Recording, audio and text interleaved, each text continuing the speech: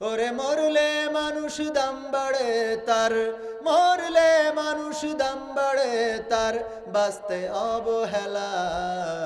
দুনিয়ার এই রং বাজারে এটা কেমন খেলা দয়াল, দুনিয়ার এই রং বাজারে এটা কেমন খেলা, দুনিয়ার এই রং বাজারে এটা কেমন খেলা দয়াল, দুনিয়ার এই রং বাজারে এটা কেমন খেলা।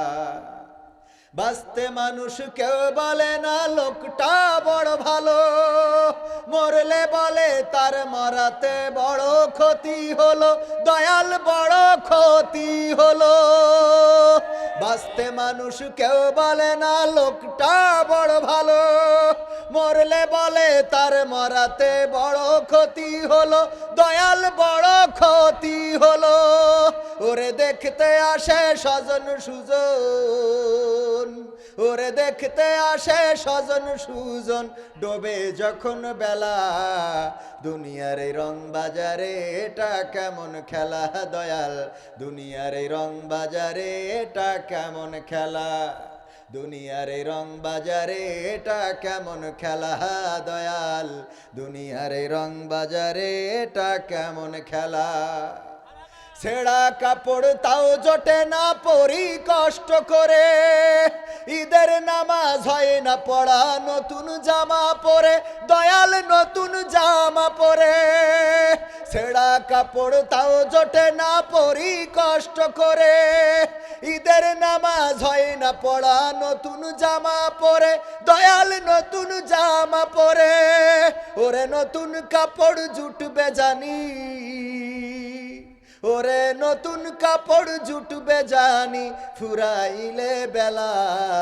দুনিয়ার রং বাজারে এটা কেমন খেলা দয়াল, দুনিয়ার রং বাজারে এটা কেমন খেলা, দুনিয়ার রং বাজারে এটা কেমন খেলা দয়াল, দুনিয়ার রং বাজারে এটা কেমন খেলা। ভাঙা ঘরে দিন কেটে যাই বছর ঘুরে যুগ, এই জীবনে পাইলাম না তো একটু ভবের সুখ, দয়াল একটু ভবের সুখ। ভাঙা ঘরে দিন কেটে যাই বছর ঘুরে যুগ, এই জীবনে পাইলাম না তো একটু ভবের সুখ, দয়াল একটু ভবের সুখ। ওরে মরলে আসে ঘর বানাতে, ওরে মরলে আসে ঘর বানাতে, করে না অবহেলা। দুনিয়ার রং বাজারে এটা কেমন খেলা দয়াল, দুনিয়ার রং বাজারে এটা কেমন খেলা, দুনিয়ার রং বাজারে এটা কেমন খেলা দয়াল, দুনিয়ার রং বাজারে এটা কেমন খেলা, দুনিয়ার রং বাজারে এটা কেমন খেলা দয়াল, দুনিয়ার রং বাজারে এটা কেমন খেলা। ঠিক বললাম না বেঠিক বললাম? যেই ব্যক্তি তখন দাড়ি ছিল, এখন দাড়ি উঠেছে তো উঠেছে, পেকেও গেছে। এই দুনিয়া আমাদের ছেড়ে চলে যেতে হবে, অন্ধকার কবরে পাড়ি জমাতে হবে, এটাই বাস্তবতা। আমরা মারা যাওয়ার পরে সেই মানুষটার মূল্যায়ন করি, কিন্তু বেঁচে থাকতে মূল্যায়ন করি না। অথচ বেঁচে থাকতে যদি একটু মূল্যায়ন করতাম, হতে পারে ও ওই সময়ই মারা যাবে, অন্তত একটু সুখ নিয়ে মরতে পারতো, ঠিক কিনা? গতকালকে আমার এক ক্লাসমেটের মা মারা গেছে, মোহাম্মদ আলী, বাবার নাম আহম্মদ আলী, মারা গিয়েছে গতকালকে। শখ ছিল, ইচ্ছা ছিল, প্যারালাইজডের রুগী, 2 বছর ধরে অসুস্থ, আমাদের বাজারের সবচেয়ে বড় ব্যবসায়ী, তার স্ত্রী এবং আমাদের মোহাম্মদ তার মা। তো বললো কালীগঞ্জে কোন ডাক্তার আসছে, এই ডাক্তারের কাছে যেয়ে চিকিৎসা হইলে মনের বিশ্বাস ভালো হয়ে যাব। সেই ডাক্তারের কাছে নিয়ে গিয়েছে শুক্রবারে সেই ডাক্তারের কাছে নিয়ে গিয়েছে, প্রেসক্রিপশন করে আনছে, কিন্তু ওই ওষুধ আমাদের বাজারে পাচ্ছে না। এই জন্য সকালবেলা গিয়েছে আবার কালীগঞ্জে, মানে কয়েকটা ওষুধ মিলেছে, কয়েকটা মেলে নাই, আনতে। এই ওষুধ আনতে গেছে, আর ওই ডাক্তারের প্রেসক্রিপশন অনুযায়ী আগে একটা গ্যাসের ইনজেকশন দিয়েছে। এই ইনজেকশন দিয়াও সারা, আম্মাজান পৃথিবী থেকে বিদায় নেওয়াও সারা। ইন্না লিল্লাহি ওয়া ইন্না ইলাইহি রাজিউন। দেখেন, যেই ডাক্তারের কাছে মনের বিশ্বাস ছিল যে ওই ডাক্তারের কাছে গেলে চিকিৎসা নিয়ে ভালো হয়ে যাবে, 2 বছর প্যারালাইজডের রুগী পড়ে আছে, ওই ডাক্তারের কাছ থেকে ওষুধ এনে সেই ডাক্তারের ওষুধের শেষ। ভালো হয়েছে, কিন্তু জনমের মতো ভালো হয়ে গেছে, পৃথিবী ছেড়ে চলে যাওয়া লেগেছে। সান্ত্বনা দিতে যেয়ে বললাম, দেখো মায়ের অতৃপ্তি নাই, মা তো চলে গেল, মার অন্তত অতৃপ্তি রাখো নাই। ইচ্ছা ছিল যে কালীগঞ্জে ঢাকা থেকে এক ডাক্তার আসে, সেই ডাক্তারের প্রেসক্রিপশন করলে ভালো হয়ে যাব, সেটাও তোমরা দেখাইছো। অন্তত মনের মধ্যে তো শান্তি আছে যে যেই ডাক্তারটা দেখতে বা দেখাতে চেয়েছিল যেই ডাক্তারের, সেটাও দেখাই দিয়েছি, ঠিক কিনা? তো আপনারা আমরা যদি গরিবের, অসহায়ের, মেহনতি জনতার, দুঃখীদের পাশে একটু দাঁড়াই, যেই বাড়িতে মাসের পর মাস গোশত কিনে খেতে পারে না, ইলিশ মাছ চোখে দেখে না, ওরকম একটা বাড়িতে যাদের সচ্ছলতা আছে, ওই ইলিশ মাছের বাচ্চা, ছোট একটা বাচ্চা কিনেও যদি দেন, এটা নিয়ে যাও বাড়িতে তরকারিতে দিয়ে রান্না করো, ওরা ওই তরকারিতে যে গন্ধটা পাবে, অন্তত মনের মধ্যে শান্তি পাবে না? পাবে না? এইগুলো করার দরকার আছে না নাই? মারা যাওয়ার পরে বলে আহারে লোকটা ভালো ছিল কিন্তু অভাবে ছিল, দেখার কেউ ছিল না, দেখার কেউ ছিল না, এই আহা করি তো লাভ নাই, আপনার তো দায়িত্ব ছিল, ঠিক না বে ঠিক? এই কাজগুলো আমরা করি না, এই সমাজের এই কাজগুলো আমাদের করা হয় না। এতদিন নূরকে এতদিন বলেছে, ভিপি নূরকে, যে বিকাশ আছে যতক্ষণ নূর আছে ততক্ষণ, এরকম কথা বলতো না? কাল দেখলাম সবাই পজিটিভ, যখন মেরেছে রক্ত দেখেছে, এরপরে আইসিইউতে আছে, সুস্থ হয়ে বের হবে না আবার সেখান থেকে লাশ বের হবে, আল্লাহ সেই ভালো জানেন। এখন অনেকেই তার পক্ষে, যারা বিপক্ষে ছিল তারাও তার পক্ষে কথা বলছে। তবে এখানে বাংলাদেশে ওই উত্তর গগনে কালো মেঘের ঘন ঘটা দেখা যাচ্ছে, ঠিক না বে ঠিক? কারণ যে আন্দোলনের সম্মুখ যোদ্ধা ছিল ভিপি নূর, প্রতিটা আন্দোলনে সাহস নিয়ে কথা বলেছে, সাবেক ফ্যাসিস্ট সরকারের বিরুদ্ধে যার স্পষ্ট ভূমিকা ছিল, উচ্চ স্বরে কথা বলেছে, মার খেয়েছে, রক্তাক্ত হয়েছে, জেলে গিয়েছে, নির্যাতন সহ্য করেছে। জুলাই আন্দোলনের পরে আজকে তার রক্ত ঝরাপ এটা বলে দেয় বাংলাদেশ এখনো নিরাপদ হয় নাই, বাংলাদেশে এখনো নিরাপত্তা আসে নাই। যারা বলে বাংলাদেশ দ্বিতীয় স্বাধীনতা অর্জন করেছে, আমি 1 বছর আগে বলেছিলাম দ্বিতীয় স্বাধীনতা আসে নাই, বরং স্বাধীনতা কেমন করে আনতে হবে সেই রাস্তাটা একটু ক্লিয়ার হয়েছে। আন্দোলন যদি থেমে যায় তাহলে যিনি বলেছিলেন চট করে ঢুকে পড়ব, উনি চট করে ফট করে ঢুকবেন। মানেন আর না মানেন, কারণ দাদাদের ষড়যন্ত্র থেমে নাই, দাদাদের ষড়যন্ত্র থেমে নাই। আলেম ওলামা ঐক্যবদ্ধ হতে হবে। জঙ্গলে যদি বাঘ থাকে, বাঘের ভয়ে অন্যান্য প্রাণী, হরিণ, খরগোশ, কচ্ছপ, অন্যান্য প্রাণীগুলো এরা সব এক থাকে যে বাঘের বিরুদ্ধে লড়াই করতে হবে। যখন বাঘ নেই, এবার হরিণরা বলতেছে আমি হব রাজা, শিয়াল কয় না আমি হব রাজা, এ কয় না আমি হব রাজা, এদের মধ্যে গোলমাল করি, জঙ্গলে পশু শেষ। বলেন ঠিক না বেটি? আমাদের দেশে এরকম একটা অবস্থা হচ্ছে না? হচ্ছে না? ফ্যাসিস্ট পালানোর পরে ভাই ভাইয়ে গলা ধরে আন্দোলন করলাম, এখন আর একসাথে চাও খায় না। চা খাইতে বসলি কয় না তোমার সাথে খাওয়া যাবে না, তুমি তো এই চাও এর ভোট করতে, ঠিক না বে ঠিক? এই ভ্রাতৃত্ব যদি নষ্ট হয় তাহলে বাংলাদেশ আবার সেই জায়গায় ফিরে যাবে। আল্লামা সাঈদী যেটা বলেছিলেন যে আমি বাংলাদেশের ভাগ্য আকাশে উত্তর গগনে কালো মেঘ দেখতে পাচ্ছি, যদি সফলভাবে আমি ঝড়ের পূর্বাভাস লক্ষ্য করছি, যদি সফলভাবে মোকাবেলা করতে না পারেন তাহলে এমন গাঢ় কালো অমাবস্যার অন্ধকার রাত আসবে যার শুভে সাদিক হওয়া সম্ভব। এবং সেটা বাস্তবে পরিণত হয়েছিল। দীর্ঘ 16টি বছর পার হয়ে গেছে এই জগদ্দল পাথর সরাতে গিয়ে প্রায় 2000 ভাইয়েরা, ছাত্র জনতা, নিষ্পাপ শিশুরা, তরুণ বৃদ্ধ বনিতা শহীদ হয়েছে। আমার নারীরা রক্ত দিয়েছে, ছাত্র ছাত্রীরা রক্ত দিয়েছে, তারপরে পাথরটা সরানো গিয়েছে। যদি এবার আপনারা এই ঐক্যটা বিনষ্ট করেন আর এবার যদি কোনো কায়দায় ফ্যাসিস্ট ঢুকতে পারে তাহলে 16 বছর নয় 32 বছরে বাংলাদেশে সকাল আসবে না, আসবে না, আসবে না। বলেন ঠিক কিনা?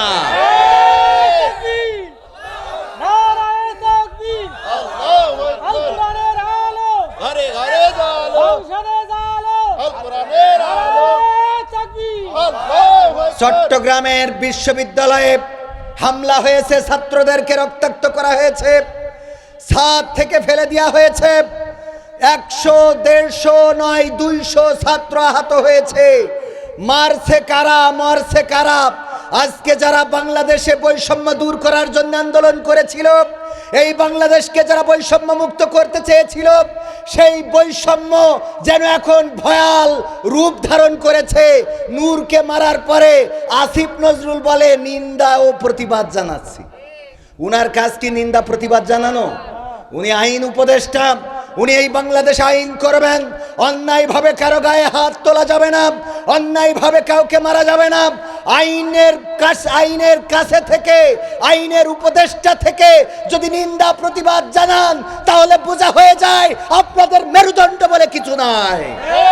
মেরুদণ্ড যদি থাকতো তাহলে এটার জন্য অবশ্যই যারা জড়িত, কি কারণে জড়িত, দৃষ্টান্তমূলক শাস্তি আমরা দেখতে পেতাম। আজকে জাতীয় পার্টি বাংলাদেশে বড় বড় কথা বলে যে এই গৃহপালিত দলকে পুঁজি করে ফ্যাসিস্ট সরকার এই দেশ শাসন করেছিল, বলেন ঠিক কিনা? এই জাতীয় পার্টিকে কথা বলতে দিচ্ছে কারা? এই জাতীয় পার্টি কথা বলে কিভাবে?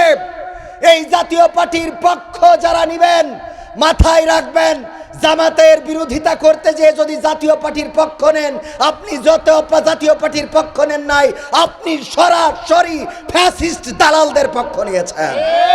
কারণ এই ফ্যাসিস্ট দালালেরাই বাংলাদেশে ফ্যাসিস্ট সরকারকে কায়েম রেখেছিল, ঠিক না বে ঠিক? সুতরাং সোচ্চার হতে হবে। যদি সোচ্চার না হন তাহলে এই দেশের স্বাধীনতা অরক্ষিত হয়ে যাবে। দাদারা দেশের এই বাংলাদেশের অধিকার ছেড়ে দিতে চায় না, ঠিক না বে ঠিক? দাদাদের সব নেওয়া হয়ে গিয়েছিল। দাদারা দেখেন কতটা ভালোবাসে আমাদের দেশকে, যে আমাদের দেশের উন্নয়নে যার সবচেয়ে বেশি ভূমিকা তারাইও নিয়ে চলে গেছে, ঠিক না বে ঠিক? গেছে না যায় নাই? এমপিরা সব কোথায় গেল, মন্ত্রীরা সব কোথায় গেল, কোথায় কাদের কাকা? তাদের ছাড়া দেশটা এখন লাগে ফাঁকা ফাঁকা, ঠিক না বে ঠিক? পালাবে না, পালাবে না, যাই না তবু দেখা, পালাবে না, পালাবে না, যাই না তবু দেখা। তাদের ছাড়া দেশটা এখন লাগে ফাঁকা ফাঁকা, ওদের ছাড়া দেশটা এখন লাগে ফাঁকা। আইন মন্ত্রী আটকে গেল আইনেরই ফাঁকে, দাড়ি ছাড়া দরবেশের ভণ্ড ভণ্ড লাগে। আইন মন্ত্রী আটকে গেল আইনেরই ফাঁকে, দাড়ি ছাড়া দরবেশের ভণ্ড ভণ্ড লাগে। শুনছি কত নেতা নেত্রী খাইতেছে ভাই ডান্ডা, বিচারপতি কালামানিকের ফাটিয়েছিল আন্ডা। পলকের ঝলক গেল, পলকের ঝলক গেল থামিয়ে নেটের চাকা। তাদের ছাড়া দেশটা এখন লাগে ফাঁকা ফাঁকা, ওদের ছাড়া দেশটা এখন লাগে ফাঁকা। কই গেল সেই সংসদেতে মমতাজের গান, কোথায় গেল হজরত বলা স্বামী মুসলমান, ঠিক না বে ঠিক? কই গেল সেই সংসদেতে মমতাজের গান, কোথায় গেল হজরত বলা স্বামী মুসলমান। ইনু মেনন দীপু মনি আছে কারাগারে, বাপ করিলেও পাপ কখনো ছাড়ে কি আর তারে। কোথায় গেল স্পিকারের, কোথায় গেল স্পিকারের দৃষ্টি আঁকা বাঁকা। তাদের ছাড়া দেশটা এখন লাগে ফাঁকা ফাঁকা, ওদের ছাড়া দেশটা এখন লাগে ফাঁকা। লাগে না? লাগে না? ও আমার ভাইরা, তাদের ছাড়া দেশটা ফাঁকা ফাঁকা লাগে। কারণ তারা এই দেশ চালাতো, যা কিছু হতো মিডিয়ায় এসে এক এক সময় এক এক বাণী প্রসব করত, আর সেই বাণীগুলো আমাদের শুনতে হতো। ক্ষমতার কত অধ্যত্ত ছিল, তারা বলতো পালাবো না। আমার সাবেক প্রধানমন্ত্রী শেখ হাসিনা বলেছিল হাসিনা পালায় না, কিন্তু এক এক করে যারা বাঘা বাঘা নেতা সব পালিয়েছে না পালায় নাই? পালিয়ে গেল। আজকে যারা তাদের পথ ধরে ফ্যাসিস্ট হতে চান, মাথায় রাখবেন 16 বছর ক্ষমতার চেয়ারে থেকে যদি বাংলাদেশে জায়গা না হয়, তাইলে এই দেশে যদি ফ্যাসিস্ট হতে চান, বাংলাদেশের মানুষ আপনাদের, ওরা তো পার্শ্ববর্তী দেশ ভারতে গিয়েছে, আপনাদের পাকিস্তানেও জায়গা হবে। কথা কয় না? ওর পরের দায়ও হবে না। ফ্যাসিস্ট হতে চাইবেন না, বরং ভ্রাতৃত্বকে কায়েম রাখেন। আল্লাহর নবী সাল্লাল্লাহু আলাইহি সাল্লাম ভ্রাতৃত্বের গুরুত্ব এমন দিয়েছেন। একদা এক সাহাবী বললেন, তুমি যে কোরআন তেলাওয়াত করলে, তোমার তেলাওয়াত শুদ্ধ হয় নাই, পরিশুদ্ধ হয় নাই, তোমার তেলাওয়াত বিশ্ব নবী যেভাবে পড়েন ওইভাবে পড়া হয় নাই। তিনি বললেন আমি পড়েছি, শুদ্ধ হয়েছে, আমার কনফিডেন্স আছে, আত্মবিশ্বাস আছে, আমি পড়েছি পরিশুদ্ধ হয়েছে। অপর সাহাবী বললেন বিশ্ব নবীকে আমি এমন করে পড়তে শুনি নাই। বলল তাইলে চলো নবী সাল্লাল্লাহু আলাইহি সাল্লামের কাছে যাই, যে সেখানে আমরা বিচার দাখিল করব, আমরা সেখানে যে আমাদের বিচারটা দেব, আল্লাহর নবী আমাদের যে রায়টা দিবেন সেটা আমরা মেনে নেব। আল্লাহর নবীর কাছে গেল, যাওয়ার পরে সাহাবী বললেন ওগো বিশ্ব নবী, উনি কোরআনের যেই অংশটুকু তেলাওয়াত করেছে ওই অংশটুকু আমি তেলাওয়াত শুনে আমার মনে হয়েছে আপনার মতো তেলাওয়াত হয় নাই, আমি মনে করেছি উনার তেলাওয়াতটা ভুল হয়েছে। আল্লাহর নবী বললেন ঠিক আছে পড়ো, তুমি আগে শুনে নি। উনি পড়লেন, আল্লাহর নবী বললেন যিনি সহি দাবি করেছো তোমারটাও তুমি পড়ো, তিনিও পড়লেন। আল্লাহর নবী সাল্লাল্লাহু আলাইহি সাল্লাম বললেন ওগো সাহাবীরা, বুখারী শরীফের হাদিস থেকে বলছি, আল্লাহর নবী বললেন ওগো আমার সাহাবীরা শুনে নাও, তোমরা দুইজন তেলাওয়াত করেছো, তোমাদের দুইজনেরই তেলাওয়াত পরিশুদ্ধ হয়েছে, দুইজনের তেলাওয়াত পড়া যদিও ব্যতিক্রম ছিল কিন্তু দুইজনেরই শুদ্ধ হয়েছে। আমি তোমাদের বলে দিই শুনে নাও, তোমরা ভাইয়ে ভাইয়ে দ্বন্দ্ব করো না, মত পার্থক্য করো না, বিতর্ক করো না, কারণ তোমাদের আগের জাতিগণ, তোমাদের আগের নবীর উম্মত যারা ছিল তারা এভাবেই ভাইয়ে ভাইয়ে দ্বন্দ্ব করে বিতর্ক করে নিজেরা নিজেদেরকেই ধ্বংস করে ফেলেছি। ওগো আমার ভাইয়েরা, যারা একসাথে রাজপথে থাকলাম, আন্দোলনে থাকলাম, লড়াই করলাম, সংগ্রাম করলাম, আজকে নির্বাচনের প্রয়োজনে যদি হয় কারোর মার্কা হবে আনারস, কারোর মার্কা পেপো মার্কা, কারোর মার্কা লাউ, কারোর মার্কা কদু, যাই হোক না কেন মার্কা হবে, মিছিল হবে, আন্দোলন হবে, রাজপথে স্লোগান হবে, কিন্তু এই দেশে কোনো দ্বন্দ্ব মারামারি হতে দেওয়া হবে? তাইলে তো বৈষম্য দূর হলো না। জামাত ইসলাম যদি বলে ধানের শীষ যারা করো তারা ভোটের মাঠে আসতে পারবে না, আর ধানের শীষ যারা করে তারা যদি বলে দাড়িপাল্লা মার্কা নিয়ে ভোটের মাঠে আসা যাবে না, তাইলে কি বৈষম্য দূর হইল নাকি? কথা কয় না, দূর হইল? বৈষম্য থেকে গেল না? সুতরাং ধানের শীষের প্রতীক যিনি নেবেন তার সাথে দাড়িপাল্লার প্রতীকের মুলাকাত হবে, হাত পাখা যিনি নেবেন তার সাথে অন্য প্রতীকের মুলাকাত হবে।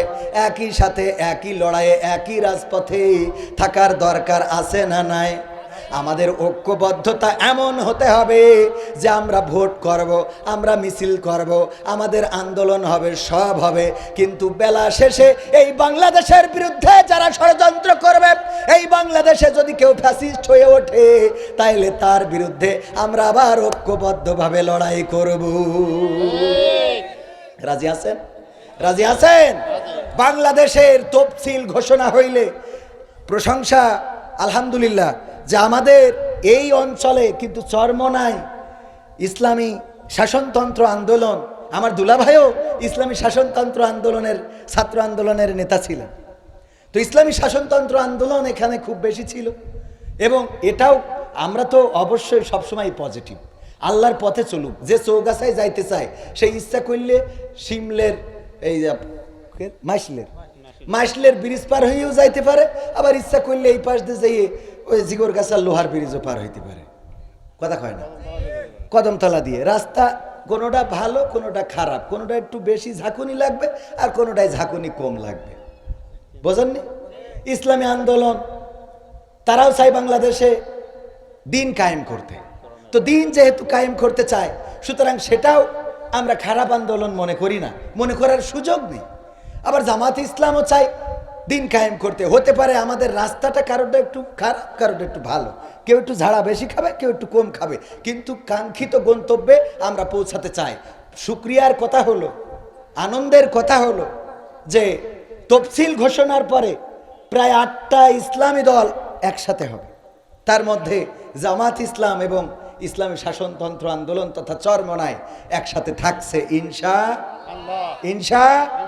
এই ভ্রাতৃত্ব হোক, আমাদের ঐক্য হোক, ভ্রাতৃত্ব দূর হয়ে যাক, আমাদের কি অভ্রাতৃত্ব দূর হয়ে যাক, আমাদের মধ্যে যে একটা ফারাক আছে, পার্থক্য আছে, বা আমরা যে একটা ফিতনা করে বসি, এই ফিতনাটা যদি দূর হয়ে যায় আমাদের কোনো অসুবিধা আছে? বরং এটাই হওয়া উচিত, এটাই হওয়া কি ইসলামী আন্দোলন যারা করবে তাদের সাথে একসাথে জোট হওয়ার দরকার আছে না নাই? একসাথে জোট হয়ে একসাথে ভোট হয়ে লক্ষ্য যেহেতু কোরআন কায়েম করার, সুতরাং আমাদের কথা হলো সব দলেরই দেখা হলো, সব দলেরই দেখা হলো কেমন করে চালায় দেশ, আগামীতে চাই যে দেখতে দাড়ি টুপির বাংলাদেশ। এই কথার সাথে চরমনাইরা একমত আছে না নাই? হেফাজত, নিজামে ইসলাম, খেলাফতে মজলিস, সব দলেরই দেখা হলো, সব দলেরই দেখা হলো কেমন করে চালায় দেশ, আগামীতে চাই যে দেখতে দাড়ি টুপির বাংলাদেশ, আগামীতে চাই যে দেখতে আল কোরআনের বাংলাদেশ। এমন নেতা চাই যে দেশে দুঃখ সবার বোঝে, গরিব দুঃখীর বাড়ি বাড়ি দুঃখ কষ্ট খোঁজে রে, দুঃখ কষ্ট খোঁজে। এমন নেতা চাই যে দেশে দুঃখ সবার বোঝে, গরিব দুঃখীর বাড়ি বাড়ি দুঃখ কষ্ট খোঁজে রে, দুঃখ কষ্ট খোঁজে। সব অধিকার ফিরিয়ে দিয়ে, সব অধিকার ফিরিয়ে দিয়ে আনবে দেশে খুশির লেশ, আগামীতে চাই যে দেখতে দাড়ি টুপির বাংলাদেশ, আগামীতে চাই যে দেখতে দাড়ি পাল্লার বাংলাদেশ। ভ্রান্ত মতে বাতিল পথে শান্তি খোঁজে যারা, রবের ভাষায় চোখ থাকিতে অন্ধ বধির তারা রে, অন্ধ বধির তারা। ঠিক না ঠিক? বাতিল পথে শান্তি পাওয়া যাবে? আল্লাহর পথ ছাড়া শান্তি আসবে? কোরআনের দেখানো আইন ছাড়া কি শান্তি পাওয়া যাবে? আমরা মানব রচিত মতবাদে শান্তি খুঁজি। আমি মাঝে মাঝে বলি এটা অপু ফোন, অপু এর সি টাইপের চার্জার, তারপরে এই ব্যাগের মধ্যে আছে একটা আইফোন। তো আইফোন 14 প্রো ম্যাক্স 15 পর্যন্ত ছিল যে ওর চার্জারটা আলাদা। আইফোনের চার্জার দিয়ে এই ফোন চার্জ হয় না, এই ফোনের চার্জার দিয়ে ওই ফোন চার্জ হয় না। এখানে মাইকের কাজ, এই মাইক্রোফোন ওখানে লাগাই দিয়েছে বলেই মাইক্রোফোনের সাউন্ড যাচ্ছে, ঠিক কিনা? সব টানানো হয়েছে। মাইক্রোফোনের তারটা আমার ইদ্রিস চাচা ওর মধ্যে না ঢুকাইয়ে বলতেছে, বলেন হ্যালো হ্যালো হ্যালো হ্যালো, সারাদিন হ্যালো হ্যালো করি মাইকে আওয়াজ পাওয়া যাবে? শুধুমাত্র মাইক সেট সব আছে, মাইক্রোফোনের খালি তারটা ঢোকান নাই, এতে করে কি হবে? মাইকে আওয়াজ যাবে। সুতরাং এই জমিনে যারা মনে করেন আল্লাহর আইনের দরকার নাই, আল্লাহর আইন তো একটাও নাই, আমি বলি সব থেকেও যদি একটা না থাকে তাও শান্তি আসবে না। বোঝেননি? মানে মাইক আছে, সেট আছে, ইউনিট আছে, ইকো আছে, রিভার্ব আছে, ব্যাটারি আছে, চার্জার আছে, সব আছে, মাইক্রোফোনের তারটা ঢোকানো হয়নি, এতে যেমন শান্তি, মাইক বাজবে না, তেমনি আল্লাহর জমিনে আল্লাহর দ্বীন কায়েম করার জন্য একটা আইন যদি বাকি থাকে তাও শান্তি আসবে। ভ্রান্ত মতে বাতিল পথে শান্তি খোঁজে যারা, রবের ভাষায় চোখ থাকিতে অন্ধ বধির তারা রে, অন্ধ বধির তারা। ভুলের পথে থাকলে অটল, ভুলের পথে থাকলে অটল, এহ পরকাল হবে শেষ, আগামীতে চাই যে দেখতে দাড়ি টুপির বাংলাদেশ, আগামীতে চাই যে দেখতে হাত পাখার বাংলাদেশ। দুর্নীতি আর সাদাবাজি ভাই চলবে না এই দেশে, রুখে দিতে হবে তাদের আসলে ফ্যাসিস্ট বেশে রে, আসলে ফ্যাসিস্ট বেশে। রুখে দেওয়ার দরকার আছে না নাই? চাঁদাবাজির জন্য ইট পাথর দিয়ে মাথায় আক্রমণ করবে আর আমরা কাটি লজেন খাবো, এটা কি উচিত হবে? আজকেও সারসায় আমাদের মনিরামপুরে চাঁদাবাজি করাকে কেন্দ্র করে চাঁদা দেয় নাই, সেই কারণে একটি পরিবারের পরে হামলা করে 5 জনকে হাসপাতালে পাঠিয়েছে, তার মধ্যে একজন ইতিমধ্যে ইন্তেকাল করেছে, নিহত হয়েছে, ঢাকায় পাঠানো হয়েছিল। এই লোকটা ভ্যান চালক। কোথাকার ঘটনা? মনিরামপুরের। বেশি দূরে যাওয়ার দরকার নেই, ও ঢাকায় পাথর মারিল, অত দূর যাওয়ার দরকার নেই, কোনপুরে বাড়ির কাছে হত্যা করা হয়েছে। দল থেকে যারা এতে দায়ী তাদেরকে বহিষ্কার করা হয়েছে। এই বহিষ্কারই শুধু সমাধান নয়, এই বহিষ্কারই শুধু সমাধান নয়, বরং দল থেকে উদ্যোগ নিতে হবে এই জাতীয় কাজ যারা করছে তাদেরকে এই দলের লোক ধরে নিয়ে এসে আইনের কাছে সঁপে দিয়ে প্রমাণ করে দিতে হবে এই দল চাঁদাবাজির সাথে সম্পৃক্ত নয়। এটা যদি করতে ব্যর্থ হন তাহলে বুঝে নেব যে ওই গুড়া কেটে আগায় পানি ঢালেন, কথা কয় না। এই যদি করতে ব্যর্থ হন, গুড়া কেটে আগায় পানি ঢালেন, এটা হবে না। একটি বছরে রেপুটেশন অনেক খারাপ করেছেন এমন একটি দল, যেই দলের প্রেসিডেন্ট শহীদ জিয়াউর রহমান, যাকে নিয়ে গর্ব করা যায়, বলেন ঠিক না বেঠিক? সৌদি আরবে যারা হজে গিয়েছেন, আরাফাতের ময়দানে যদি যান, এখনো সেখানে গেলে নিম গাছগুলোর বাতাস গায়ে লাগে, নিম গাছগুলোর ছায়ায় বসে থাকা যায়। ওই বাতাস যখন গায়ে লাগে, ঝিরঝির ফিরফিরে বাতাস, শান্তি লাগে। আর ওই আরাফাতের ময়দানে যাওয়ার পরে মনে পড়ে যায় প্রেসিডেন্ট জিয়াউর রহমান, তিনি তো এই মক্কায় এই নিম গাছ এনে দিয়েছিলেন, যে গাছটার নাম আরবেরা বলে জিয়া টিরি অথবা সাজারাতুজ জিয়া। সাজারাতুজ জিয়া মানে জিয়ার গাছ অথবা জিয়া ট্রি, তারা নাম দিয়েছে এটা জিয়ার গাছ। ওগো আমার ভাইয়েরা, যেই জিয়াউর রহমান মক্কায় নিম গাছ লাগিয়ে দিয়েছে, হাজিরা সেখানে যে শান্তি পায়, সেখানে যে নিম গাছের ছায়ায় শান্ত হয়। শুধু তাই নয়, এই বাংলাদেশ একজন মাত্র ভালো প্রেসিডেন্ট পেয়েছিল স্বাধীনতা পরবর্তী সময়ে, তিনি হলেন প্রেসিডেন্ট জিয়াউর রহমান শহীদ, স্বাধীনতার মহান ঘোষক।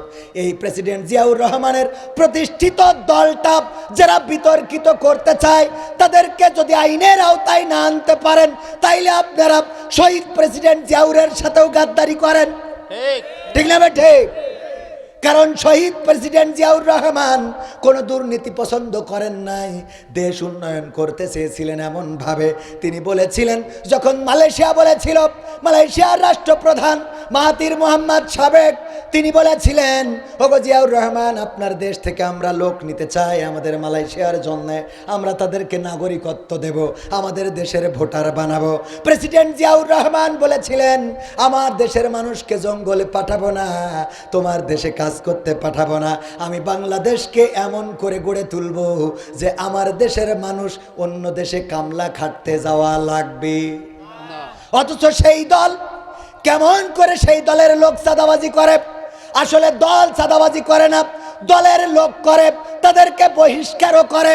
বহিষ্কার সমাধান নয়, বরং তাদেরকে আইনের আওতায় নিয়ে আসতে হবে, আইনের আওতায় সঁপে দিতে হবে, তবে এই রেপুটেশন ভালো হবে। নতুবা এই রেপুটেশন খারাপ হইলে বাংলাদেশের মানুষ যেমন করে অন্য দলকে ঘৃণা করে, তেমন করে ঘৃণা করতে পারে না। ওগো আমার ভাইয়েরা, আর যারা দল করেন, যে দলের নেতা হন না কেন, আপনি জামাতের নেতা হয়েছেন বলেই মনে করে নিবেন না জান্নাতের আপনি সার্টিফিকেট নিয়ে আইছেন, কথা কয় না।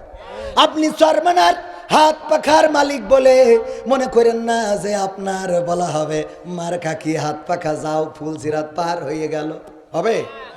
আল্লাহ বললেন, ইয়া আইয়ুহাল্লাযীনা আমানু কু আনফুসাকুম ওয়া আহলিকুম নার। ওগো ঈমানদারেরা শোনো, তোমাদেরকে আমি বলে দিই, একটু কান খুলে শুনে নাও, তোমরা নিজেরা আগুন থেকে বাঁচো এবং তোমাদের আহাল বর্গকে আগুন থেকে বাঁচাও। কথাটা কার? কথাটা কার? আগুন থেকে নিজেদেরকে রক্ষা করতে হবে, আহালদেরকেও রক্ষা করতে হবে। আপনি ইসলামী আন্দোলন করেন, জামাত ইসলাম করেন, আপনি চেয়ারম্যান পদপ্রার্থী, আপনি এমপি পদপ্রার্থী, আপনি চিন্তা করলেন আমার জান্নাত ঠেকাই কিনা? জান্নাত কখনো আপনার প্রার্থিতা দিয়ে হবে না, জান্নাত কখনো আপনার রোকনিয়াত দিয়ে হবে না, জান্নাত শুধু দাড়ি টুপি দিয়ে হবে না, জান্নাত শুধুমাত্র নামাজ দিয়ে হবে না। পা থেকে মাথা পর্যন্ত, পায়ের নখ থেকে চুল পর্যন্ত আল্লাহর দিন, আল্লাহর বিধান, আল্লাহর কোরআনের আইন বাস্তবায়ন থাকতে হবে, রাসূলের সুন্নাহর বাস্তবায়ন থাকতে হবে, তবে এই পরকালে মুক্তি পাওয়া যাবে, বলেন ঠিক কিনা? এই জন্যে যদি আপনি জামাত করেন, ওমর রাদিয়াল্লাহু তাআলা আনহুর শাসন ব্যবস্থা দেখেন, কেমন শাসক তিনি ছিলেন। একজন এসেছেন ওমরের কাছে, একটা ফতোয়া নিতে। বললেন ওমর কোথায়? বলল ওমর রাদিয়াল্লাহু তাআলা আনহু গিয়েছে পানি আনার জন্য। কোন রাস্তায় গিয়েছে? ওই যে ওই রাস্তাটায় গিয়েছে। লোকটি সেই রাস্তাটায় হাঁটা শুরু করলেন।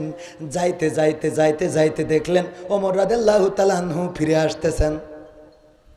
ওই লোকটি সালাম দিয়ে বললেন, আসসালামু আলাইকুম ইয়া আমিরুল মুমিনিন, আপনার কাছে এসেছি একটা ফতোয়া জানার জন্যে।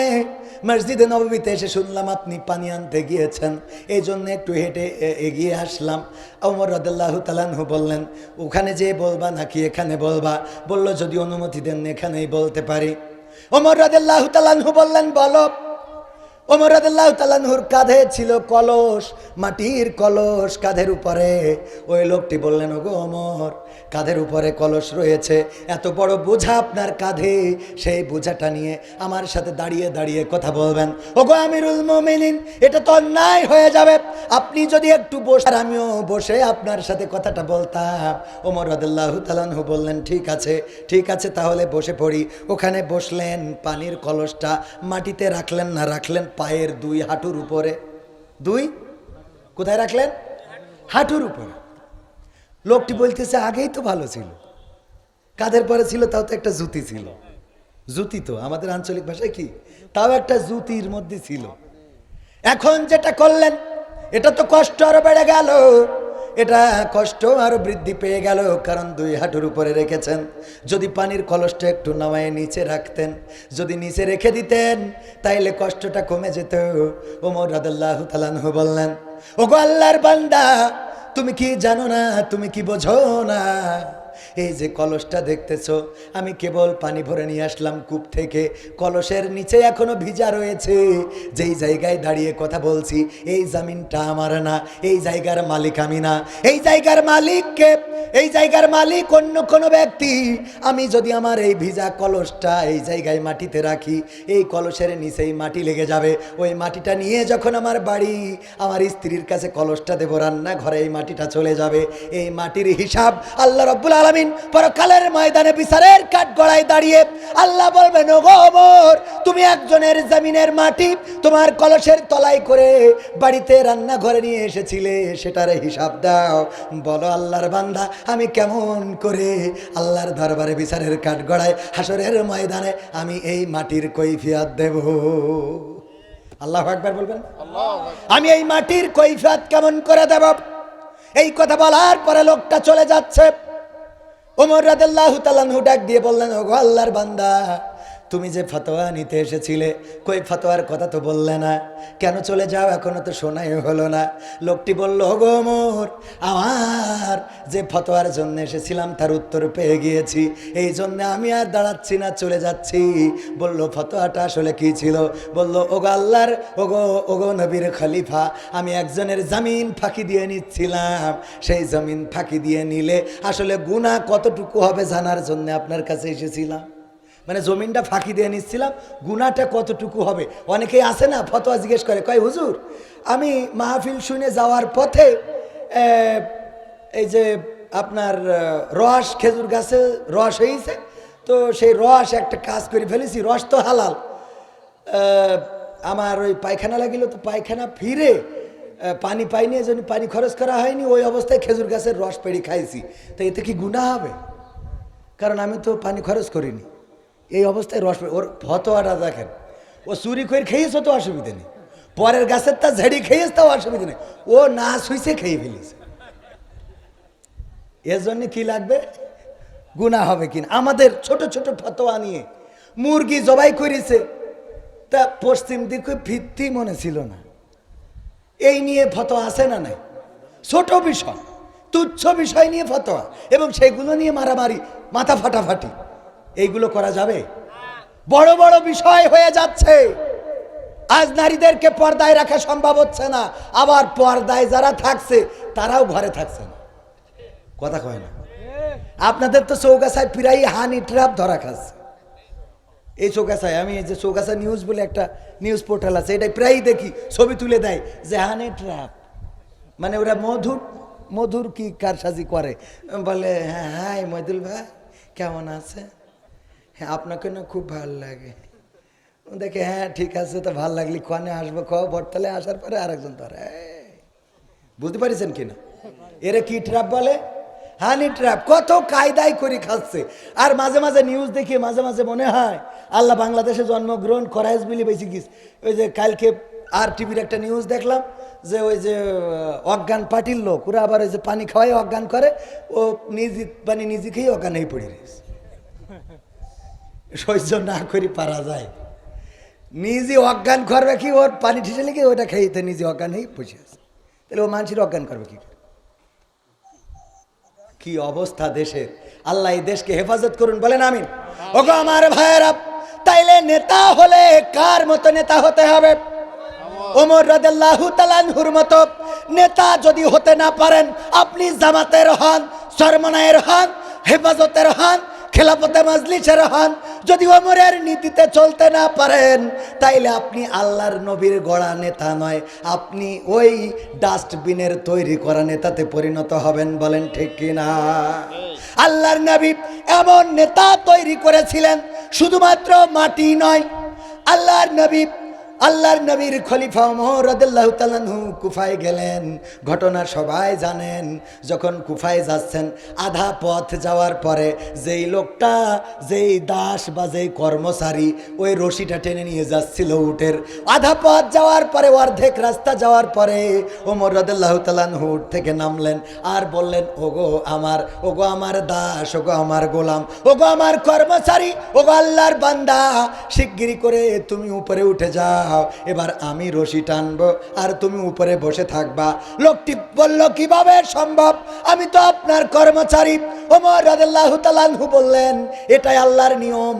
আল্লাহর জমিনে সব বান্দা আল্লাহর চোখে সমান, সুতরাং তুমি অর্ধেক পথ রশি টেনেছো, এবার অর্ধেক পথ আমি টানবো।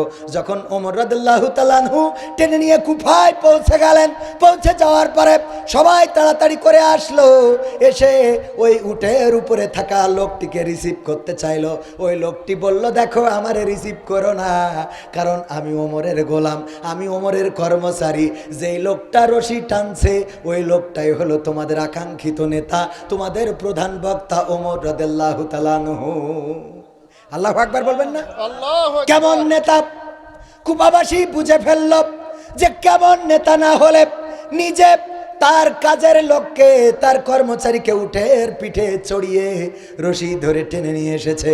ওগো আমার ভাইয়েরা, এমন নেতা হওয়ার যদি সিদ্ধান্ত নিতে পারেন, তাইলে যারা মনে করেন আমরা দাড়িপাল্লার পক্ষের লোক, আমরা হাত পাখার পক্ষের লোক, যারা মনে করেন, তাদেরকে বলতে চায় দাড়িপাল্লা হাত পাখা অন্য কোনো মার্কা নয়, কোরআনের মার্কা যারাই নিবে, আল্লাহর নবীর পথের পথিক যারাই হবে, আমরা তাদের সাথে আছি না নাই? কথা কয় না, আছি না নাই? কোরআনের পথের পথিক যারা হবে। এজন্য আমার এক ভাই একটা গান লিখেছে, আমি সেটা শোনাবো একটু।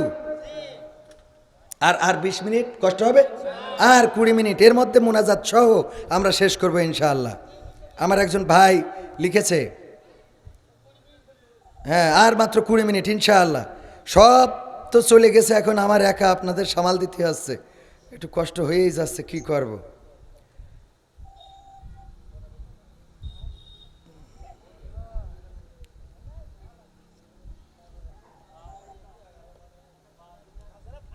হ্যাঁ, নাঙ্গল নৌকা সব দেখা শেষ, নাঙ্গল নৌকা সব দেখা শেষ, দেখা হয়েছে ধানের শীষ, এবার না হয় ভালোবাসা দাড়ি পাল্লায় ভোটটা দিস। ঠিক না বে ঠিক? নাঙ্গল নৌকা সব দেখা শেষ, নাঙ্গল নৌকা সব দেখা শেষ, দেখা হয়েছে ধানের শীষ, দেখা হয়েছে ধানের শীষ, এবার না হয় ভালোবাসা দাড়ি পাল্লায় ভোটটা দিস, এবার না হয় ভালোবাসা দাড়ি পাল্লায় ভোটটা দিস। স্বাধীনতার অর্ধশতক পার হয়েছে আজ, হয়নি স্বাধীন দেশের মানুষ, হয়নি কাজের কাজ। ঠিক না বে ঠিক? স্বাধীনতার অর্ধশতক পার হয়েছে আজ, হয়নি স্বাধীন দেশের মানুষ, হয়নি কাজের কাজ। নেতার কথাই যাস না গুইলা, নেতার কথায় যাস না গুইলা, নীতি দেখা পক্ষ নিস। এবার না হয় ভালোবাসা দাড়ি পাল্লাই ভোটটা দিস, এবার না হয় ভালোবাসা দাড়ি পাল্লাই ভোটটা দিস। নাঙ্গল নৌকা সব দেখা শেষ, নাঙ্গল নৌকা সব দেখা শেষ, দেখা হইছে ধানের শীষ, দেখা হইছে ধানের শীষ। এবার না হয় ভালোবাসা দাড়ি পাল্লাই ভোটটা দিস, এবার না হয় ভালোবাসা দাড়ি পাল্লাই ভোটটা দিস। ভোটের নামে যাদের দিছি রাজ সিংহাসন তুইলাম, সেই বাজাইছে সেতানার ঢোল, মোদের গেছে ভুইলা। ঠিক না বে ঠিক? কিছু হইলেই বলে ৭১-এর রাজাকার। ঠিক না বে ঠিক? স্বাধীনতা বিরোধী ছিল।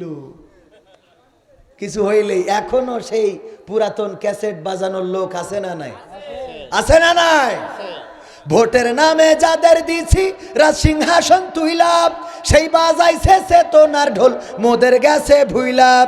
ভোটের নামে যাদের দিছি রাজ সিংহাসন তুইলাম, সেই বাজাইছে চেতনার ঢোল, মোদের গেছে ভুইলা। আমরাও এবার ভুলবো তাদের, আমরাও এবার ভুলবো তাদের বিশ্বাসে যে ঢালছে বিষ। এবার না হয় ভালোবাসা দাড়ি পাল্লাই ভোটটা দিস, এবার না হয় ভালোবাসা দাড়ি পাল্লাই ভোটটা দিস। নাঙ্গল নৌকা সব দেখা শেষ, নাঙ্গল নৌকা সব দেখা শেষ, দেখা হইছে ধানের শীষ, দেখা হইছে ধানের শীষ। এবার না হয় ভালোবাসা দাড়ি পাল্লাই ভোটটা দিস, এবার না হয় ভালোবাসা হাত পাখায় ভোটটা দিস, এবার না হয় ভালোবাসা ইসলামী দলের ভোটটা দিস। রাজি আছেন? রাজি কারা কারা একটু হাত দেখতে চায়? লিল্লাহি তাকবীর, নারায়ে তাকবীর। আল কোরআনের আলোক, আল হাদিসের আলোক। আমার নেতা তোমার নেতা, আমার নেতা তোমার নেতা। নারায়ে তাকবীর। ওগো আমার ভাইরা, যারা মনে করেন ইসলাম যদি কায়েম হয়ে যায় তাইলে এই দেশে বেড়ানো যাবে না, ঘোরা যাবে না, চুরি করা যাবে না, ডাকাতি করা যাবে না। অনেকেই আছে বিড়ি খায়, ওরাও বলে যে হুজুর ভোটটা যে দেব, আপনারা গেলি তো বিড়ির তেষ্টা মারবেন। আছে না নাই? বিড়ি খররাও ভোট দিতে যেয়ে চিন্তা করে যে কোনোভাবে যদি আমরা জামাতকে বা ইসলামী দলকে ক্ষমতায় এনে দিই তাইলে তারা বিড়ি খাইতে দেবে না। আবার দুই একজন জিজ্ঞেস করে হুজুর ইসলামী বিড়ি বইলে কি কিছু চালু হবে নাকি? ইসলামী বিড়ি বইলে কিছু চালু হবে কি? সহ্য না করি পারবেন কি করে? মানে এ দেশের মানুষ, কালকেও দেখলাম ক্রীড়া বক্তৃতা দেশে দাড়িওয়ালা যে ইসলামী ব্যাংক, ইসলামী ভাই তো ইসলামী ব্যাংকে চাকরি করে জানেন আমার বিয়াই, ইসলামী ব্যাংক যেভাবে বাংলাদেশে সুদকে সরিয়া দিয়ে জায়েজ করেছে, জামাত যদি ক্ষমতায় যায় ওরা পতিতালয় ওইভাবে সরিয়া দিয়ে চালু করবে। দেখেছেন না নিউজ? বলেন নাউজুবিল্লাহ। কত বড় জাহেল! না হইলে ইসলামী ব্যাংক নাকি সরিয়া দিয়ে, ইসলামী ব্যাংকে সুদ জায়েজ করা হয়েছে সরিয়া দিয়ে। আচ্ছা সরিয়া দিয়ে কি সুদ খাওয়া জায়েজ করা যাবে? মানুষ এটাই বোঝে না যে সুদ কি আর শরিয়া ভিত্তিক অর্থ ব্যবস্থা কি, বিয়ে কি আর জেনা কি, এটা এখনো বুঝতে পারল। মিলন কি আর ধর্ষণ কি, এটা এখনো, এই মিলন আর ধর্ষণ এক হয়? কথা কয় না। স্ত্রীর সাথে রাত কাটালি এটা কি? আর যদি ভাবির সাথে? আছে না নাই? আজকে চৌগাছার ঘটনা, বাইরের কথা বলে লাভ কি? অনৈতিক প্রস্তাব দেশে রাজি হয়নি তা আঙুল কেটে নেস, দাঁত দেখে আমরা এই চোখে পড়িস কিনা আপনাদের? চৌগাছার ঘটনা না পড়লে দেখে নিয়েন। হ্যাঁ কোন জায়গায়? হ্যাঁ আমাদের কাছে সব খবর থাকে পাগল। হ্যাঁ খবর না থাকলে এক রাতে 50,000 টাকা এমনি দেয়। হ্যাঁ আবার বলি ফেললাম। হ্যাঁ আপনারা তো দেবেন না শালা কি? গতবার আইছিলাম আমার কাছ থেকে আরো নিয়ে রেখে দিয়েছিল, মনে আছে? এই জায়গায় তো গতবার এসে আজকের গেলে আমার কাছ থেকে আবার উল্টো নিলে। তো এই জন্য দুলা ভাই সম্মানে আমার আসতে হয়, যেহেতু বোনটা দিয়ে রাখিছি, না আসলে যদি আবার বলা তো যায় না ইসলামী কায়দায়। তোর ভাই ওয়াজ করতে আসিনি কেন, এর জন্য মারলি গুণা নেই। এটা কি মায়ের ইসলামী খায়দায়, মানে ওই যে ইসলামী বিড়ি। হুজুর, যদি জামাত ইসলাম বা ইসলামী দল ক্ষমতায় যায়, তাইলে ইসলামী বিড়ি বলে কিছু চালু হবে কিনা যে আমরা খেয়ে থাকতে পারবো? আমি বলি ভাই, যদি ইসলামী দল কায়েম, ইসলামী রাষ্ট্র কায়েম হয়ে যায়, তাইলে আপনার বিড়ি খাওয়া লাগবে না। আল্লাহ আপনার বিড়ি খাওয়াচ্ছে, কারণটা কি আপনি বলেন? বিড়ি খাই টেনশন দূর করার জন্য, আছে না নাই? যদি বলেন ভাই বিড়িটা ছেড়ে দেন, কয় বিড়ি তো ছাড়তে চাই কিন্তু টেনশন তো যায় না, এই জন্যে বিড়ি খাই টেনশন দূর করার জন্যে। আমি বলি যদি ইসলামী দল বাংলাদেশে ক্ষমতায় আসে, ইসলাম যদি কায়েম হয়ে যায়, তাইলে আপনার টেনশন থাকবে না, সুতরাং বিড়ি খাওয়াও আর লাগবে না। কথা কি বোঝা গেছে? টেনশন কেন হবে? জাকাত ভিত্তিক অর্থ ব্যবস্থা, যারা জাকাত দেবে, মহিদুল ভাই তার যে টাকা আছে, যশোরে জমি কিনেছে, ফ্ল্যাট করেছে, 3 তলা 4 তলা 5 তলা, ওই ফ্ল্যাট বাড়ি করেছে, লোন নিয়েছে, আবার ফ্ল্যাট বাড়ি আবার উপরের তলা করেছে, করে খালি দিনার পরে রেখেছে। আর মালাইকা ফেরেশতাদের বলছে আমি দিনার পরে আসি, জাকাত কমতে দেব। ফেরেশতার বুঝাই কের পরে আসি? দিনার পরে। দিনার পরে থাকলে তো জাকাত দিতে হয় না। ইসলামী রাষ্ট্র যদি কায়েম হয়ে যায়, তাইলে মহিদুল ভাই বেতন যা পাবে ওখান থেকে ঘেসাং করে কেটে নিয়ে বিড়ি খোরকে দেবে যে এই নিয়ে ইলিশ মাছ কিনে বাড়ি যা, সুতরাং বিড়ি খাওয়ালা আগবে না রে। কথা কি বোঝা গেছে? মা বোনেরা চিন্তা করে আমরা টিকটক করব কি করে? কথা কয় না কে? বুরকা পরেও তো টিকটক আছে না নাই? বুরকা পরেও টিকটক কত কায়দাই করে। আহারে, একটুখানি বাতাস দিয়ে আগে উড়াই দেয় বুকটা, অল্প 2 সেকেন্ড। হুজুরেও দেখেন, দেয় না? দেয় না? তারপরে যে কত সুন্দর নীতির কথা, নৈতিকতার কথা, তারপরে কাপল ভুলাগ ইত্যাদি ইত্যাদি করে। এইগুলো করে কারণটা আপনারা জানেন কি না জানি না, এর কারণ আমরা জানি। দেখেন ওয়াজের শ্রোতা আলহামদুলিল্লাহ অনেক শ্রোতা এসেছেন, কিন্তু এই ছোট্ট একটা মাহফিলি কয়টা ক্যামেরা দেখতে পাচ্ছেন? দেখা যাচ্ছে না? কথা কয় না? এই ছোট্ট মাহফিলটায় কয়টা ক্যামেরা? তারপরে আমার ক্যামেরাম্যানরা জিজ্ঞাসা করছিল, ভাই আজকের মাহফিলটা কয়টায় হবে, কিভাবে হবে, আপনি কতক্ষণ ওয়াজ করবেন, কি করবেন? আমি বললাম আমি কিছুই জানি না, খালি শুধু জানি দুলাভাই কইছে জাতি হবে, তাই যাবো। আমি আসার পরে জানি না, আমি এখানে উঠে আমাদের গিয়াস ভাইকে জিজ্ঞাসা করলাম, ভাই ওয়াজ করতে হবে না গান করতে হবে, নাকি আলোচনা করতে হবে, না নাচতে হবে, কি করতে হবে একটু আপনি বলি দেন। গিয়াস ভাইয়ের কাছ থেকে জিজ্ঞেস করে নিয়ে তারপরে, তার মানে বোঝেন এখানে আসার আগ পর্যন্ত আমি জানি না যে কি করতে হবে। তো ভাইয়েরা আমার, এই ক্যামেরাগুলো কেন এসেছে, ক্যামেরাগুলো কেন লাগিয়েছে, কেন দূর দূরান্ত থেকে আমার এলাকা থেকেও এসেছে, আমার সোহাগ ভাই অনেক কষ্ট করে এত দূর পর্যন্ত এসেছে। কারণটা হলো এই ক্যামেরার ভিডিও করে, এই ভিডিওগুলো ইউটিউবে দেয়, ফেসবুকে দেয়, আর এটা থেকে কিছু আর্নিং পাওয়া যায়, কিছু ডলার ইনকাম করা যায়। আমেরিকানরা যদি 1 টাকা দেয়, বাংলাদেশে 120 টাকার মতো হয়। কোনোভাবে যদি 10টা টাকা আসে, তাইলে 1000, 20, 200 টাকা। কোনোভাবে যদি 1000 টাকা আসে, তাইলে 1,20,000 টাকা রে। বলেন ওরা আসবে না? আসবে না? এই জন্য আমার টিকটকার যারা আছে, রিলস যারা করে, আমার মা বোনেরা, অনেকের স্বামী ক্যামেরা ধরে আর বোর দিয়ে ভিডিও করে। বউ এসে বলে হাই কেমন আছেন, আপনাদের একটু দেখাই নজর নিয়ে আসলাম। তারপরে তাকে নাকে ধিনতা ঝাঁকানাকা করে ওই ভিডিওটা ছেড়ে দেয়। স্বামী ভিডিও করে আর স্বামী ক্যামেরা ধরে, আর স্ত্রী ক্যামেরার সামনে তাকে নাকে ধিনতা করে। এইটার কারণ হলো ওই ডলার কামাই করা, ইনকাম করা, যাতে করে একটু সুখী শান্তিতে থাকা যায়। ইসলামী রাষ্ট্র যদি কায়েম হয়ে যায়, তাইলে অর্থের সমতা আনবে। সুতরাং মা বোনেরাও ভাতা পাবে, গরিব দুঃখী ভাতা পাবে। এই ভাতাগুলো যদি পায়, তাইলে ওদেরকে আর টিকটক করার দরকার হবে। অনেকেই মনে করে টিকটক করে কে জন্য, আসলে তো করে। স্বামী দেখে যে কাজ না করি, আমার ভাই সকালবেলা ঘুমিতে উঠি চোখ ডলতি ডলতি ইসলামী ব্যাংকে জাতি হয়, আর সূর্য ডুবে যায়, দেখা হয় না, ঠিক কিনা? তারপরে বেরোতে হয়। কোনোভাবে যদি ব্যানিন নিয়ে ওরা একটা ভিডিও ছাড়িয়ে মাসে মাসে, তো ব্যান তো আরও 2টো নিয়ে আসবে। কথা কয় না? এই জায়গায় যে সমস্যা, মায়ের খেয়ে যাচ্ছে। এই মায়েরগুলো যখন দেবে তখন এই যে আমরা ওয়াজ করতে যাই, খানিক আগে বললাম টাকা নিই না অনেক, তো রাষ্ট্র আমাদের এখানে তো টাকার জন্য আসি নাই, এখানে তো আসি নাই চৌগাছাতে কয়দিন আগে আরও তো যারা ছিল ওরা জানেন, আমাদের ঝিনেদায় যাইতে হলো, দিনব্যাপী প্রোগ্রাম, সকাল থেকে শুরু করে সন্ধ্যা পর্যন্ত একটা না, নিজের তেল খরচ করি কনে গেছি ঝিনেদায়, ওর মধ্যে সকাল থেকে সন্ধ্যা পর্যন্ত বক্তা অন্যরা আর আমরা হলাম শ্রোতা। এক সহ্য করা যায়? বক্তা যা সব বলে উঠে দৌড় মেরিস, কারণ ওগের কারোর ওয়াজ শুনতে ভাল লাগে না। কথা বোঝেননি মনে হয়? আমরা যারা বক্তা, আমাদেরকে ওয়াজ করলে মনে হয় ও তো আমি পারি, ও আর কি শুনবো, তাই না? আর যা ওয়াজ করি তা তো আমরা ভালো করে মানিও নে, তো সুতরাং শুনেও বা লাভ কি, বলি তাই মানি নে, তা শুনিয়ে কটুক মানবো, সুতরাং একটু কম করেই শোনা হয়।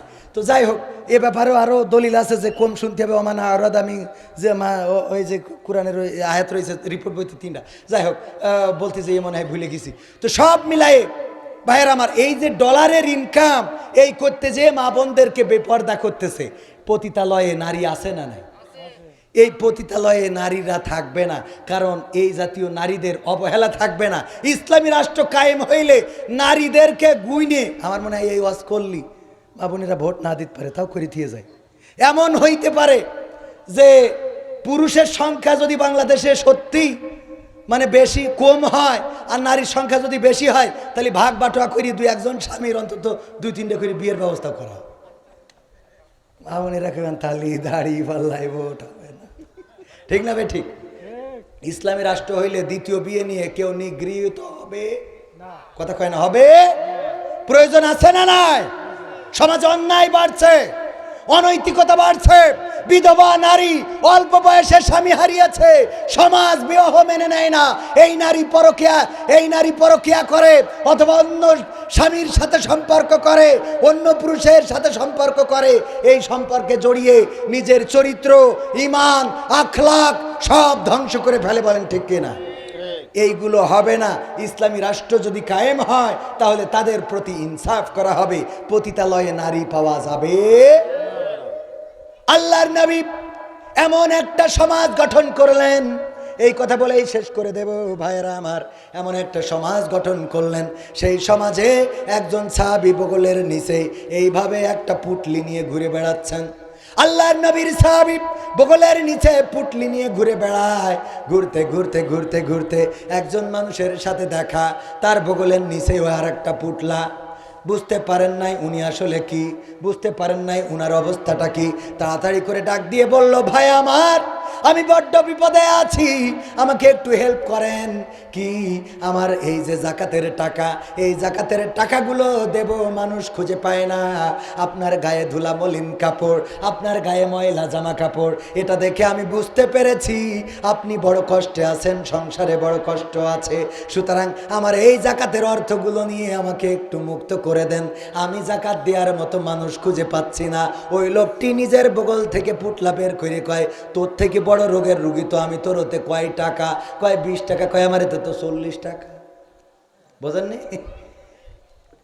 ওগো আল্লাহর নবীর সাহাবী, আপনার পুটলাই যা আছে আমার পুটলাই তার থেকে বেশি আছে, আমিও খুঁজে পাই না। এমন মানুষ, এমন সমাজ, এমন রাষ্ট্র আল্লাহর নবী গঠন করেছিলেন, চাষ করছেন। আল্লাহর নবীরা যুগে যুগে এসে এমন সমাজ গঠন করেছেন। জমি কিনেছেন মহিদুল বিয়ার কাছ থেকে, জমি কিনেছেন ভাইজানের নাম কি? ইমদাদুল ভাই জমি কিনেছেন আমার মহিদুল বিয়ার কাছ থেকে। চাষ করতেছে, চাষ করতে যেয়ে ওই জমির মধ্যে পেয়েছে একটা সোনার হাড়া, পেয়েছে এক টুপলা বা কোনোভাবে গচ্ছিত স্বর্ণ মুদ্রা। এইগুলো পাওয়ার পরে তাড়াতাড়ি করে নাঙল জোয়াল গরু সব ফেলে রেখে দৌড়তেছে মহিদুল বিয়ার কাছে। এসি বলছে, এই নাও তোমার মাটির মধ্যে টাকা তুলতে মনে ছিল না। বুঝতে পারিছেন কি? এই যে তোমার স্বর্ণ মুদ্রা, নাঙল ষষ্ঠী যে ফালে বেঁধেছে, নাও। আমার মহিদুল ভাই বলতেছে, আমি এই জমিতে স্বর্ণ মুদ্রা রাখি নাই, আমার না এটা আমি এটা নেব না। পরকালের ময়দানে আল্লাহ বিচারের কাঠগড়ায় দাঁড় করাবে, আমার হিসাব দিতে হবে। সুতরাং এইটা আমি নেব না, নেব না, নেব না। উনি বলতেছে আমি নেব না, ইনি বলতেছে আমি যখন জমিন কিনেছি তখন শুধু জমিনের মাটি কিনেছি, ওই মাটির মধ্যে এমন গচ্ছিত সোনা অথবা এই মুদ্রাগুলো তো আমি কিনি নাই, সুতরাং এইটা আমিও নেব না। এখন কি করা যায়? চলো হাকিমের কাছে যায়। হাকিমের দরবারে চলে গেল। যাওয়ার পরে বলল উনার কাছ থেকে জমিন কিনেছি, সেই জমিনে চাষ করতে যেয়ে এই অর্থগুলো পেয়েছি, মুদ্রাগুলো পেয়েছি। আমি তো এই মুদ্রার মালিক নই, জমিন আমি কিনেছি কিন্তু মুদ্রাগুলো তো আমি কিনি নাই। যখন তাকে বলা হলো তোমার বক্তব্য কি, সে বলল জমিন যখন বিক্রি করে দিয়েছি ওর মধ্যে সোনা থাক আর হীরা থাক সব ওই লোকের কাছে বেচে দিয়েছি, সুতরাং ওই স্বর্ণ মুদ্রা আমিও নেয়া, আমি নিয়ে পরকালের ময়দানে আমি আল্লাহর বিচারের কাঠগড়ায় দাঁড়াতে রাজি নই। আল্লাহু আকবার বলবেন না? আল্লাহু আকবার। হাকিম রায় দিলেন, ওগো আল্লাহর বান্দারা, তোমাদের আল্লাহর ভয় দেখে আবেগ আপ্লুত হয়ে পড়লাম। এখন তোমাদের বলি শোনো, তোমার কি কোনো মেয়ে আছে অথবা ছেলে কি আছে? তোমার কি কোনো মেয়ে বা ছেলে কি আছে? হ্যাঁ আমাদের মেয়ে বা ছেলে আছে। বলল যদি তাই থেকে থাকে তোমার ছেলের সাথে তোমার মেয়ের বিয়ে দাও আর তাদের সংসারে এই মুদ্রাগুলো দান করে দাও। আল্লাহু আকবার। কত সুন্দর বিচার! ইসলামে সব বিচার আছে না নাই? ইসলামে সব বিচার আছে। অনেকেই বলে কোরআন আর রাজনীতি আলাদা। কোরআন ধর্মীয় গ্রন্থ, শুধু ধর্মীয় গ্রন্থ না, কোরআন সব বিচার, সব আইনের, সব সমস্যার সমাধান দিতে পারে না, পারে না? সব সমস্যার সমাধান। শুধুমাত্র চোর যদি চুরি করে শাস্তি কি? এই একটা আইন যদি কায়েম হয়ে যেত, আমি চুরি করেছি আমার হাতের কবজি থাকতো না, এসে যদি ওয়াজ করতাম ওগো আমার ভাইয়েরা আমি আপনার গ্রামের শালা, বলতেন এই পরিচয় দিস নি, শালা চোর। ঠিক না বেঠিক? হাতের কবজি যেহেতু নাই সুতরাং চোর ছিলাম, প্রমাণ হয়ে গেছে। তোমার কথা শুনবো না, শুনবো না। আমাদের গিয়াসউদ্দিন ভাই চেয়ারম্যান পদপ্রার্থী, যদি অতীতে কোনো চোরের রেকর্ড থাকতো চুরি করার, কলার খান্দি চুরি করেছে, কচু চুরি করেছে, কিংবা ত্রাণের মাল মেরে খেয়েছে, হাতের কবজি কাটা থাকতো, এসে যদি বলতো জনগণ আমার, আপনারা বলতেন আমরা তোমার না। কথা কয় না? ঠিক না বেটে?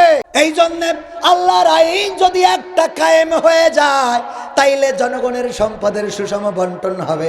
আজও দেখলাম গরিবের মাল নেতার গুদাম ঘরে, পেপারের নিউজ, পত্রিকার খবর আছে না নাই?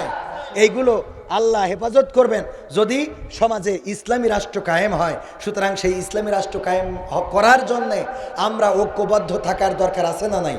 আছে।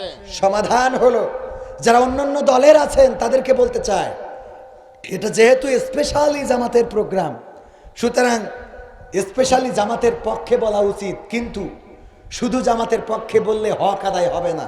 সব দলের বলতে চায়, ওমরের মতো নেতা যদি হওয়ার মানসিকতা অর্জন করেন, যদি ওমর বিন আব্দুল আজিজের মতো নেতা হওয়ার মানসিকতা অর্জন করেন, যদি আল্লাহর রাসূলের দেখানো পথে চলার মানসিকতা অর্জন করেন, যদি আল্লাহর জমিনে আল্লাহর দ্বীন কায়েম করার মানসিকতা নিয়ে আসতে পারেন এবং সেই অনুযায়ী যদি ভূমিকা রাখতে পারেন, মার্কা যাই হোক আমাদের ভোট তাদের হোক। কথা কয় না? ঠিক ঠিক। মার্কা যাই হোক আমি তাদের লোক। কথা কি বোঝা গেছে? অনেকেই বলে আমরা নৌকার লোক, আমরা ধানের শীষের লোক, আমরা দাড়ি পাল্লার লোক। আমি ওটা বলতে চাই না। আমি বলতে চাই এই বাংলার জমিনে যারা কোরআন কায়েম করতে চাইবে, এই বাংলার জমিনে যারা আল্লাহ রাসূলের আনিত বিধান কায়েম করে দিতে চাইবে, এই বাংলার জমিনে যারা দিন প্রতিষ্ঠিত করতে চাইবে, তারা যে যাই হোক আমি তাদের লোক। ঠিক না বে ঠিক? সুতরাং আমরা আপনাদের কারো শত্রু নই, আমরা সবাই একে অপরের বন্ধু হয়ে কাজ করতে চাই। আপনার হিজলি বাজারে মুদিখানার দোকান অনেক আছে না নাই? গরুর গোশত একটা বাজারে 5 জন 7 জন বিক্রি করে, করে না করে না? একজন গরু কুপায় বিক্রি করে, তার গোশ তাড়াতাড়ি বিক্রি হয়ে যাচ্ছে বলে ওই কষাই নিয়ে যেতে উনি আর একজনের ঘাড়ে ধরে, ধরেছে কখনো? সুতরাং এই জায়গায় যে কয়টা দল আছে ফ্যাসিস্ট ছাড়া এই বাংলাদেশে তারা তাদের প্রোডাক্টকে সামনে নিয়ে আসেন যে আমরা এইটা করতে চাই। প্রোডাক্ট ভালো হয়ে তাড়াতাড়ি বেঁচে কিনে আপনারা চেয়ারে বসে থাকবেন। প্রোডাক্ট যদি খারাপ হয় তাহলে বাংলাদেশের মানুষ খাবে না। ঠিক না ঠিক? বাংলাদেশের মানুষ সেগুলো বয়কট করবে। সুতরাং আসেন সবাই মিলে আমাদের প্রোডাক্টটাকে ভালো করি। আল্লাহ কবুল করুন, বলেন আমিন। এখনো গজল গাতি হবে? কি গজল বলেন, আপনারা বলেন। হ্যাঁ, আমি একটা ভালো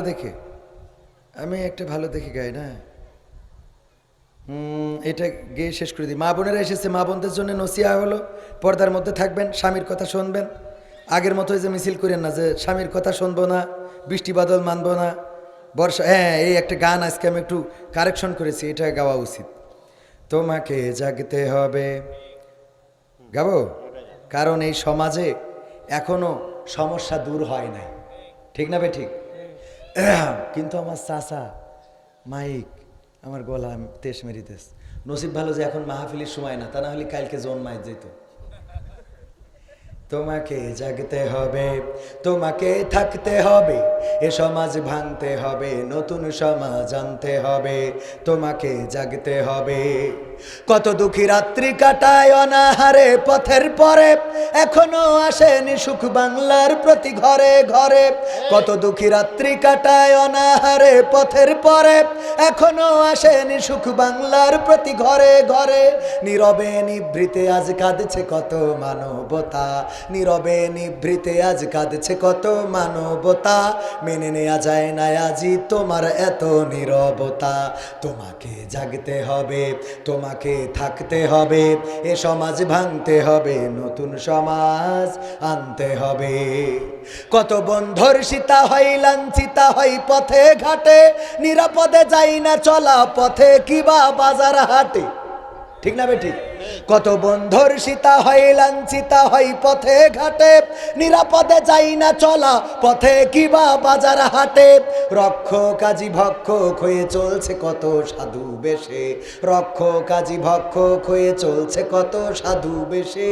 তাই তো আসে না সুখ আমার সোনার বাংলাদেশে।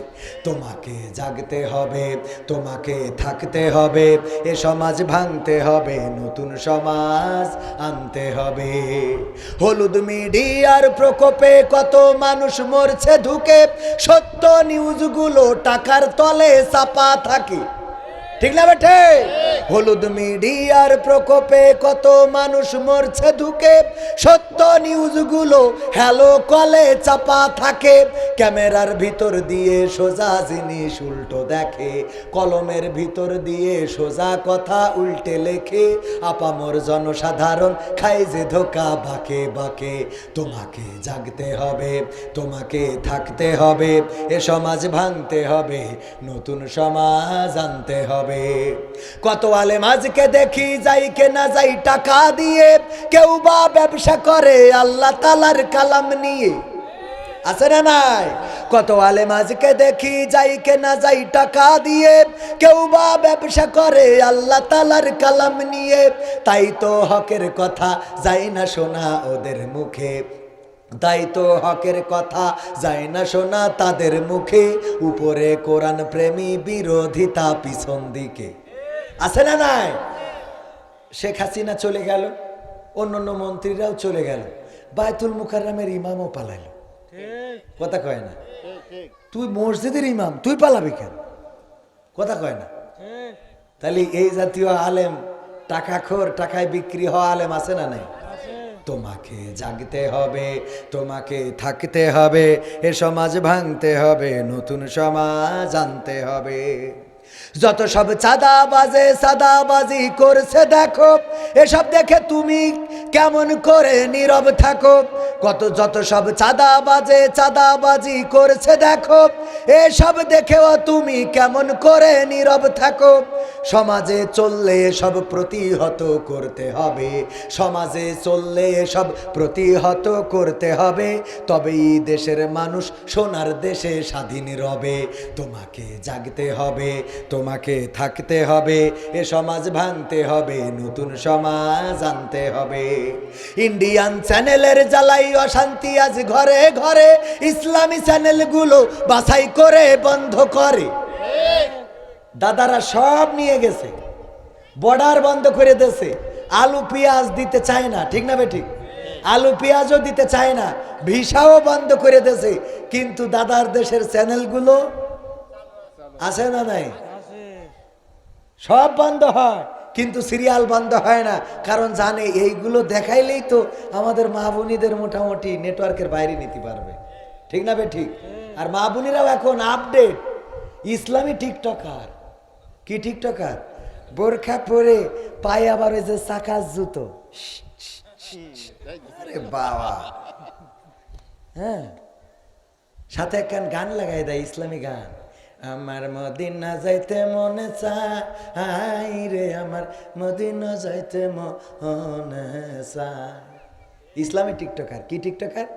ও কত নসিহা এসে, নারীরা তোমাদের ভালো থাকতে হলে এই উপদেশগুলো মেনে চলো। তোর এত উপদেশ দিতে কইছে কিটা? আমরা দাওয়াত পাই না, তুই এসে ওখানে হজ করতিস। হ্যাঁ, এইগুলো করা যাবে? যত সব ভণ্ড পীরে ইন্ডিয়ান চ্যানেলের জ্বালাই অশান্তি আজ ঘরে ঘরে, ইসলামী চ্যানেলগুলো বাছাই করে বন্ধ করে। সিরিয়াল দেখে দেখে হচ্ছে কত বিপথগামী, সিরিয়াল দেখে দেখে হচ্ছে কত বিপথগামী। পরকীয়া প্রেমের টানে কত নারী ছাড়ছে স্বামী। এই জায়গায় তো নাই। তোমাকে জাগতে হবে, তোমাকে থাকতে হবে, এ সমাজ ভাঙতে হবে, নতুন সমাজ আনতে হবে। যত সব ভণ্ড পীরে দিচ্ছে ধোঁকা অবিরত, আল্লাহ রাসূল ভুলে তাদের কাছে হচ্ছে নত। যত সব ভণ্ড পীরে দিচ্ছে ধোঁকা অবিরত, আল্লাহ রাসূল ভুলে তাদের কাছে হচ্ছে নত। কেউ বা মাজার খুলে শামিয়ানা তুলে ব্যবসা করে, কেউ বা মাজার খুলে শামিয়ানা তুলে ব্যবসা করে। গরিব দুঃখী পায় না খাবার, টাকার বস্তা বাবার ঘরে। বাবার ঘরে আছে না নাই? এমন বাবার দরবারে যাওয়ার লোক এই অঞ্চলে নাই। আছে? আল্লাহ তাদের হেদায়েত নসিব করুন, বলেন আমিন। আলহামদুলিল্লাহি রাব্বিল আলামিন। রব্বানা যালামনা আনফুসানা ওয়া ইল্লাম তাগফির লানা ওয়া তারহামনা লানাকুনান্না মিনাল খাসিরিন।